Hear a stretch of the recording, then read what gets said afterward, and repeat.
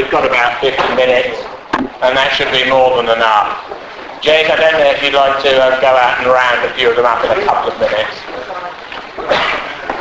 I'd like to talk about George Orwell. He was one of the major writers of the 20th century. Many people believe that this political novel, 1984, is in many respects the novel of the 20th century. It is probable that by the middle of this era, the middle of this century, at the beginning of the new millennium, this novel will be seen as axiomatic of much that went on in the era just before. Orwell was dying when he wrote this work, and he wrote it on the island of Jura. He wrote it in a tent. He wrote it in an island that had been rented to him by the proprietor of a magazine called the Adelphi. He was dying. Could you close the door at the back, please? He was dying when it was written, but it doesn't really bear upon it the impress of a dying man. 1984 has entered into the language of contemporary modernity. Even the word totalitarianism was made fashionable by it.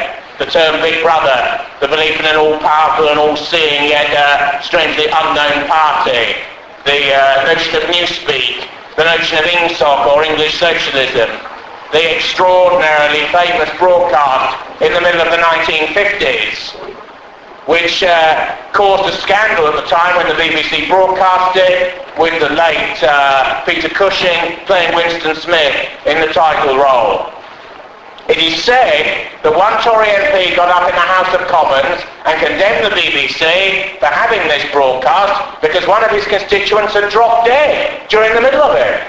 The ultimate critical accolade, dropping dead in the middle of a TV performance. It is quite possible that she dropped dead at the moment when the rats are introduced into the mask to torture Winston at the end by the party. If you remember O'Brien, who is the sort of sadistic party priest and has an Irish Catholic name, of course, because there's an anti-Catholic element to the novel, and Blair, or Orwell, was a Scottish Protestant in many respects. That strand is there. And she dropped dead at the moment when the rats are introduced. Do you remember the moment in the cellars of the Ministry of Love? When O'Brien says to Winston about the one thing that every individual fears above all, and he knows that in Winston's case it's rats, and rats are introduced into this mask.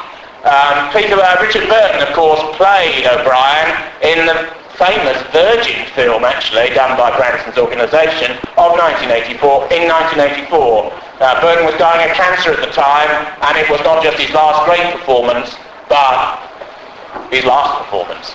Now, this novel begins with a very famous quote. I don't usually actually quote in my talks, but I think this is one occasion when I'll differ from that. This is a triadic novel, in accordance with the Dantean schema which prevails in a lot of Western literature. You have a tripartite division. The affair between him and Julia, the party dissident, is in some ways a slightly squalid version of heaven. The purgatorial existence under the rule of the all-seeing party in the first part of the volume is purgatory, and the last sequence in the always lit, electronically lit cellars of the Ministry of Love is hell, under the dispensation of O'Brien and the totalitarian party that he serves. The novel begins in this way. 1984, Part 1. It was a bright, cold day in April, and the clocks were striking 13. Winston Smith, his chin nuzzled into his breast in an effort to escape the vile wind, slipped quickly through the glass doors of Victory Mansions. Notice.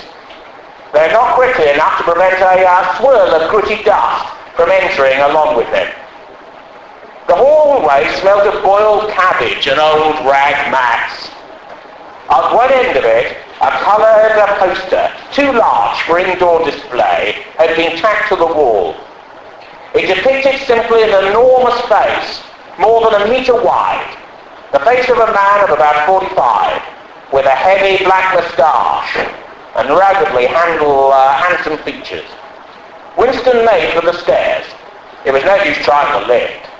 Even at the best of times it was seldom working, and at present the electric current was cut off during daylight hours.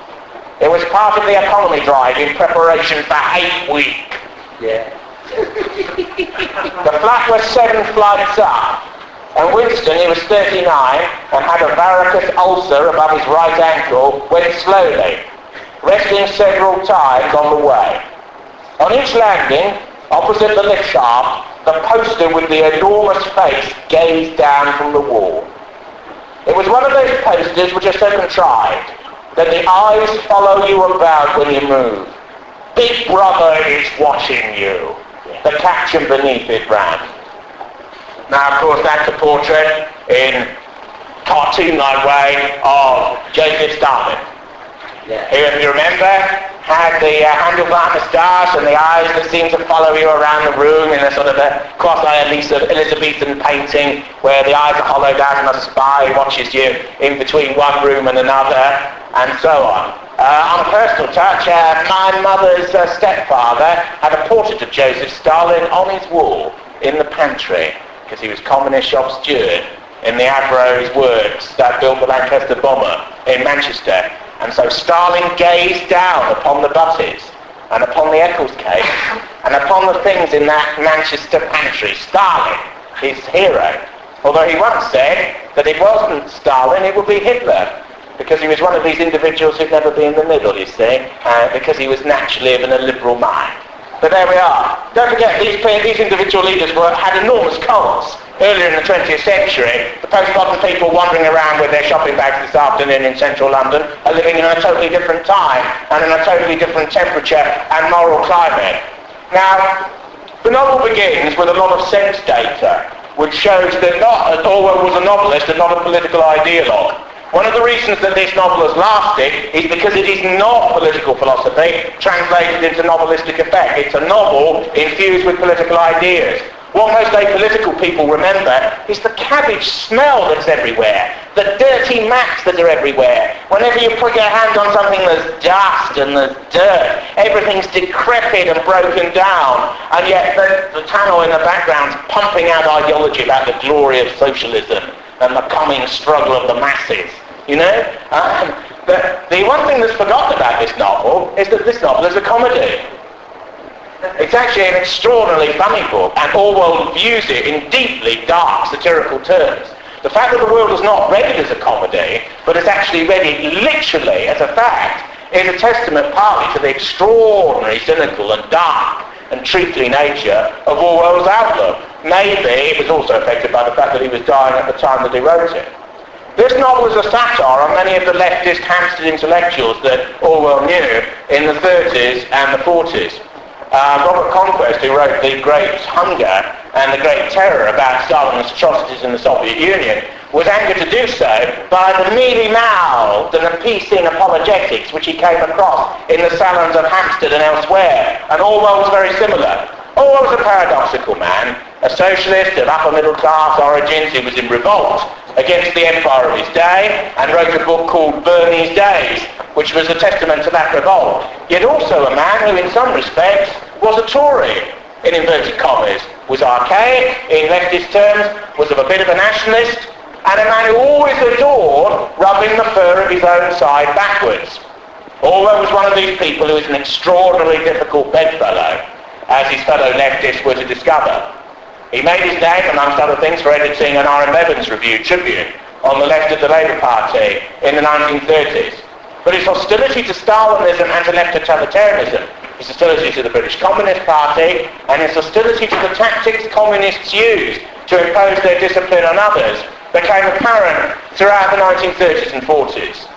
They were basically crystallised by his experience in the Spanish Civil War, where, typical of Orwell, he didn't go to any of the left militias that were most favoured and ended up with the POUM, which was in the command of somebody called Nin, I think. He was a minor demi-Trotskyist figure, despised by the anarchists and by the official left, and yet to one side of the main socialist bloc fighting in the Republican cause. This is rather typical of Orwell, because you know full well that he's aligned himself with a faction that, if crushed in internal left disputes, will mean that he's actually persecuted by his own side. And this is, of course, what happened. So when the July days in Madrid, when the anarchists and the communists fought with each other inside the Republican zone,